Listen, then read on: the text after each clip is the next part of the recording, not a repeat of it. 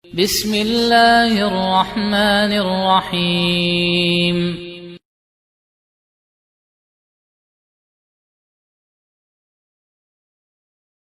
Sebuah hadis yang menjelaskan kepada kita bagaimana Allah menghukum orang yang menghina Nabi Muhammad SAW. Hadis ini diriwayatkan Al-Bukhari dan Muslim. Dari Anas bin Malik radhiyallahu anhu, beliau menceritakan, kana rajulun nasraniyan fa aslama. Ada dahulunya seseorang yang beragama Nasrani, lalu dia masuk Islam. Wa qara al-Baqarah wa ala Imran, dan dia sudah mempelajari membaca surat Al-Baqarah dan surat Ali Imran. Fakana yaktubu lin-nabiyyi sallallahu alaihi wasallam.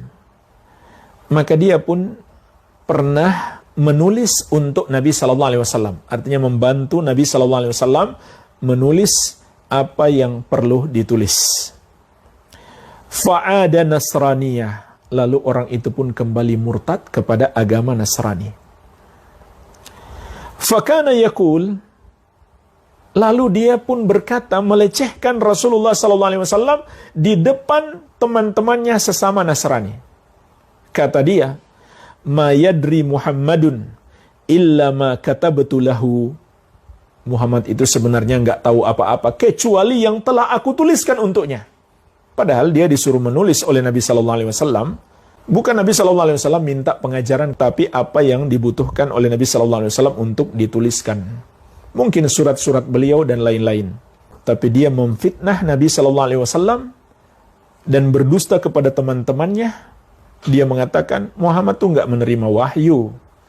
Muhammad nggak tahu apa-apa. Aku yang ngajari dia. Kan kalian tahu, aku dulu penulisnya. Ini dia melecehkan Nabi SAW.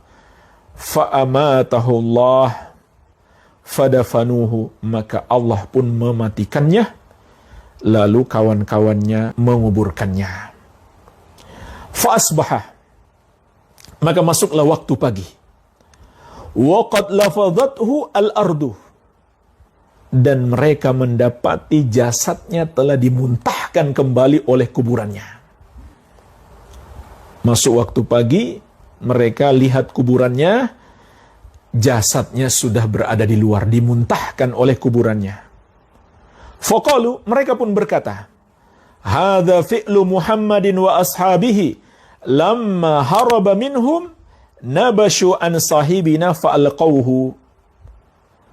Pasti ini perbuatan Muhammad dan para sahabat. Karena kawan kita ini lari dari mereka, kembali kepada agama kita, lalu mereka pun membongkar kuburannya dan membuang dia keluar. Ini kecurigaan mereka. Fahafaru lahu fa'amaku fa'asbaha waqad lafadhathu al-ardu. Maka mereka pun menggali kuburannya, lalu mereka buat lebih dalam, supaya menurut mereka tidak dibongkar lagi oleh Muhammad dan para sahabat. Maka masuklah waktu pagi, dan ternyata kejadian kemarin terulang lagi. Bumi memuntahkan dia keluar dari kubur. Faqalu, mereka pun kembali berkata, hadza fi'lu Muhammadin wa ashabihi nabashu an sahibina lamma haraba minhum fa'alqawhu. Pasti ini perbuatan Muhammad dan para sahabatnya. Mereka menggali kuburan sahabat kita ini karena dia lari dari mereka, lalu mereka buang dia dari kuburannya. Fahafaru lahu wa a'maku lahu fil ard mastata'u.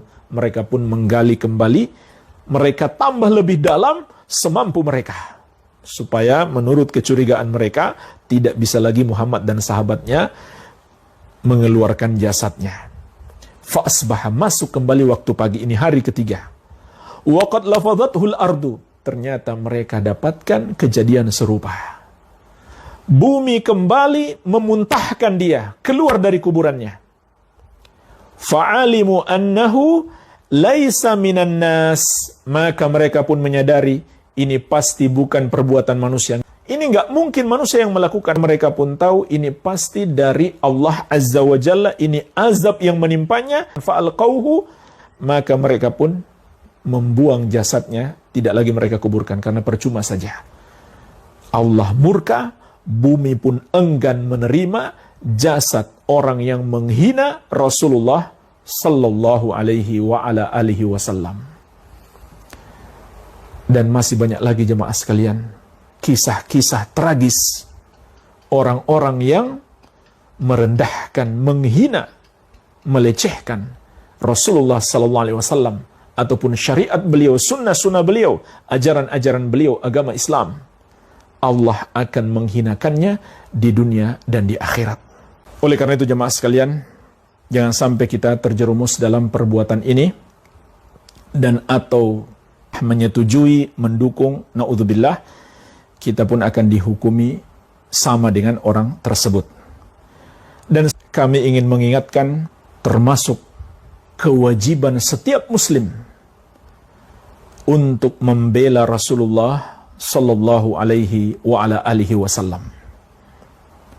Kewajiban kita bukan sekedar bersyahadat Muhammad Rasulullah.